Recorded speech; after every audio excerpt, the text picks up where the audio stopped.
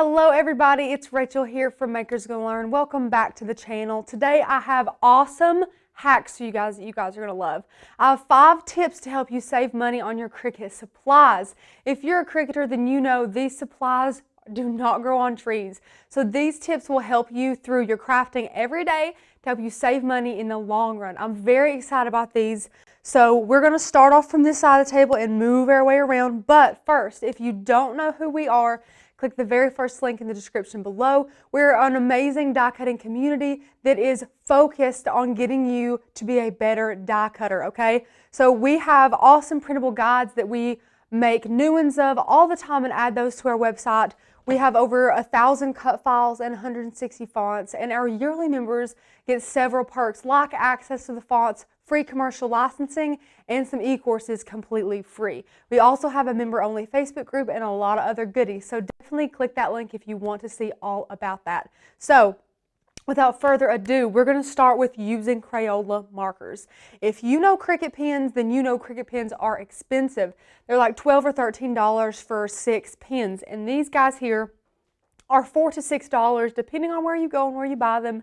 The colors are bright. It writes a little bit thicker, which I actually really like. We have a wonderful comparison video on using Crayola markers and Cricut pens in the maker. I will link that in the description below, so definitely go check that video out. It's a really good one if you're on the fence about using your pens in exchange for these markers in your machine. Now, a lot of people are like, wait, Rachel, doesn't that void my machine's warranty? So you only have a warranty with your machine if you've had it for a year or less. After that year mark, you have no warranty on your machine, so you can do whatever you'd like with it. That doesn't mean go crazy with it, but if you want to switch out your Cricut pens for these Crayola markers, it is completely safe to do so.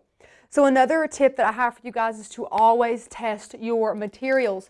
So here we have some Cricut brand faux leather, and even though it is Cricut brand, you really want to test all of your materials, because let's say you get in Design Space and you create a beautiful little pattern and you put a whole sheet of this faux leather on your mat and you go to cut it and it didn't cut correctly. It was on the wrong setting, or maybe your blade was too dull. Things like that add up and can really waste a lot of product, a lot of material, and you don't want to do that.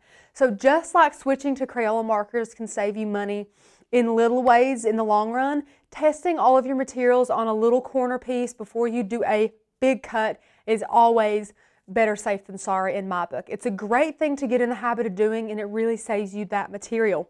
So another one I have for you is to reposition, like rebend your weeders. So everyone loves weeders, but the problem with these guys is they tend to bend very easily through weeding. And usually if you had this happen, you would toss it in the trash and just leave it at that. You don't need that anymore, especially when it's bent, so you're going to go get you a fresh one. Well, I'm going to show you a very simple way that you can bend that back to get a few more months of life out of that weeder tool. So here is your weeder tool, and as you can see, it is bent a little bit. It always likes to bend down after you've weeded for so much.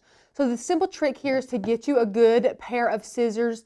These are the scissors that Tanner absolutely loves from Tim Holt. And all we're going to do is we're going to hold these really firm, okay? We're going to take our weeder tool and we're just going to push down. I'm going to try and get it in frame for you guys.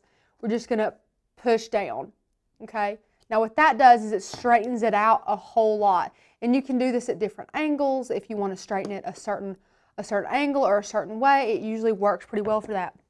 But now you can see, if you guys can lay a little eye on that, that it is so much more straight now. It just did a really, really good job, and this will help us get some more life out of this little weeder. Okay guys, the next tip I have for you is a really, really good one, okay? So let's say you have a really big roll of vinyl just like this one, and we all want to save as much vinyl as we can. That is our goal in crafting. We try and make cuts and, you know, cut our vinyl in a way that we can always keep those scraps for other projects. Well, a really good way to make sure that saving the maximum amount of vinyl is to take vinyl like this, okay? So we're just going to take it and we're going to lay it on our mat as straight as you can. You know how tricky this can be, guys, okay?